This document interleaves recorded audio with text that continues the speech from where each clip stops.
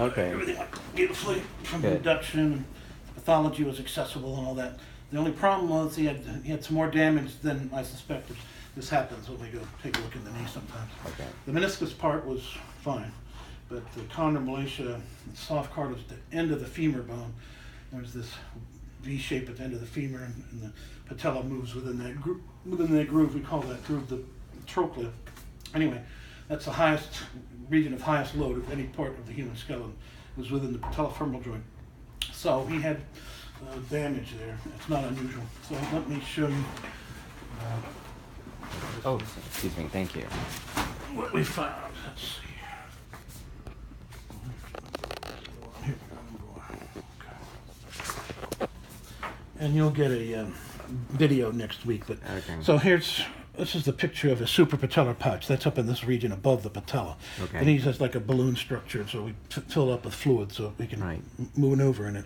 So that's a pretty good looking region of the knee. Looks all right. Obviously, we pull back, we can see there's some chondromalacia underneath the patella, that little raggedy stuff. That's not normal. And then he's got a lot of synovitis here. See this kind of sea anemone looking thing here? That's between the kneecap and the end of the femur. Okay. It's a very common place for it, and there's a lot of nerves in there. I know because I had both of my knees arthroscoped without anesthesia 18 years ago to come up with a neurosensory map of the knee. When we found light touch on normal synovium, it hurts like crazy. So this is like a bitten cheek that's really swollen. A lot of his pain is coming from here. All right. So now we're looking between the medial femoral condyle and the tibia. This is where the medial meniscus lives, and this is a tear of the posterior horn there. It's a Okay. pretty complex tear. It's a bad tear. Needs to be taken care of, which we did.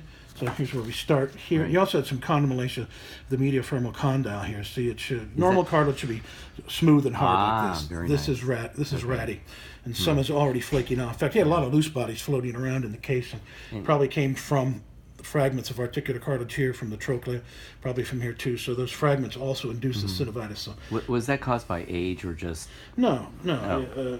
not. This is not age. This is just Like- local overload of this Oh, knee got it. over time. Got And, it. so he had a small tear at some point, and then over probably a year or two, it finally got to the point where it became symptomatic.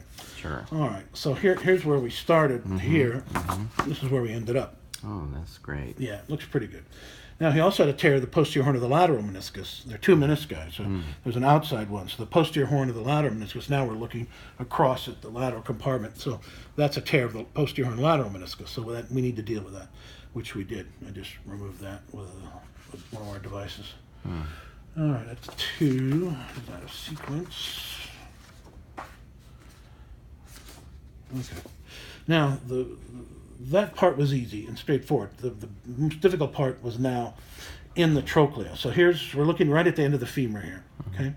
Here's underneath the patella there. So this is, again, where the highest forces of any joint are. And it's not unusual to wear off the cartilage within the groove, the trochlea, okay? That's what we found here. See, so this is where I'm pulling back. So you see this little pink area here, for example? That's exposed bone. Oh boy. That's no good. That's not good. Is that what's going to be healed with the? We did the PIC chondroplasty, Got but he's got to be super careful with this because right now, in fact, I looked at him. He's comfortable, and the drain output is clear, so that's good. He's not actively bleeding anywhere, so that's excellent. But anyway, I got rid of all this kind of loose stuff with this little micro pituitary thing, and then now we're doing the PIC chondroplasty. So this device, just like an ice pick, Right. there's a tip into the bone, and somebody's hammering, tapping in, so I tell them to do it. And so we don't go far, maybe 2-3 millimeters. That's all. That's all you need to do because there's a blood supply right underneath, which Right. we want the blood to fill in all this damaged area, and particularly that area where it's this area in particular. This is a tough one. It's a tough one because the forces here in the lateral facet are very high, and it's already rubbed the cartilage off. The normal cartilage rubbed off. So this is we have to be super careful if this is going to work over here. Does something grow back? Or? Yeah, that's the whole point. We Okay. get a blood clot here. The blood clot can modulate into fibrocartilage and patch it. But the forces here are very high, so he's got to be super, super careful, especially about avoiding squatting, kneeling, stairs, anything that loads the knee in flexion will push too much pressure on this. He's got to be careful. In the most in the recovery stage. Yeah, but for an extended period of time. This is we're right at the edge of this of the ability of this technique to work. Right at the top edge, and there's above this are much more complicated and major surgeries. Right. I'm trying to do this as with small stuff. Right. So we'll see. We'll it depends a lot on how his own body responds to this. He has his own DNA, which determines not only the shape of his nose, but the efficiency of modulating that blood clot into new cartilage. You take 100 people, there's going to be somewhere in that distribution. I don't know where he's going to be. Exactly. So he could be on the lousy side of the distribution and have problems with arthritis in this part of the knee, into the indefinite future. Right. It's possible. So what we've done here is going to give his knee a chance to heal as best it can. Great. And then now we had all this synovitis stuff, which we saw before, and a big part of what we did is clear that out. And we saw a picture of that earlier. It was better.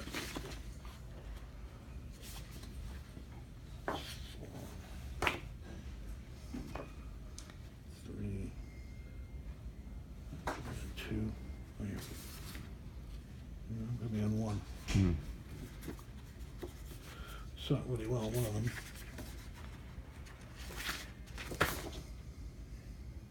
Yeah, Oh, here it is. okay. See this here? This looks like a sea anemone thing there. right. It's soft tissue. It's all swollen and red and irritated, full of nerves. Oh, I see. I think most of his pain is coming from this. Right. That's the most common site of pain generation within a human knee is right here. And that's between two bones. That's between the patella and the femur. Got it. And this is, again, the highest forces are right there, so you Right. could easily pinch it and get him sharp pain and all sure. that. All right, so let's see where we are.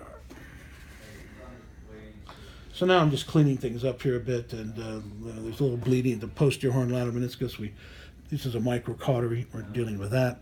So we got that cleaned up. Looks good. There are cruciate ligaments in the knee. This is the anterior cruciate ligament, and behind this tissue is the insertion of the posterior cruciate ligament, which comes from behind. And this is pretty inflamed and angry. So it's we call friable. Friable means that you touch it, it bleeds easily. Oh my. So this is a part that if we didn't deal with it could cause bleeding and keep him overnight. So I'm using this little microcautery and trying to seal these little capillaries that are really swollen. Okay. And if he moves around too much, he'll make that bleed too. So he's got to take it super easy. So that'll heal on its own. Yes. Okay. Yeah. And does it strengthen over time, or? Well, it's this is not a thing of much strength. This is a normal soft tissue covering. Yeah. We call it an operculum over the posterior cruciate ligament. We may need to treat this with some steroid or something in the future. I see. After he's healed up from the surgery, Right. we may have to deal with this.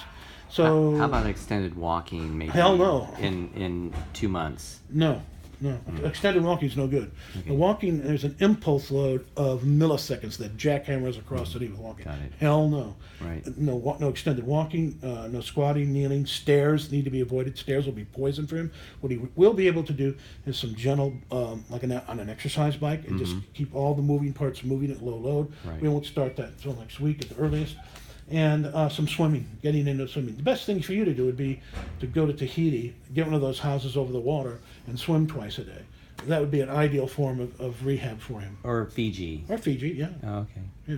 Yeah. So, if you can get him in the pool somewhere, Or and weightless, or someplace, some water, someplace. not walking in New York Hell in no. May. No, hell no. Okay. Well, I know, hell no. Okay. You're going to have to take other transportation. Okay. No, he needs to keep his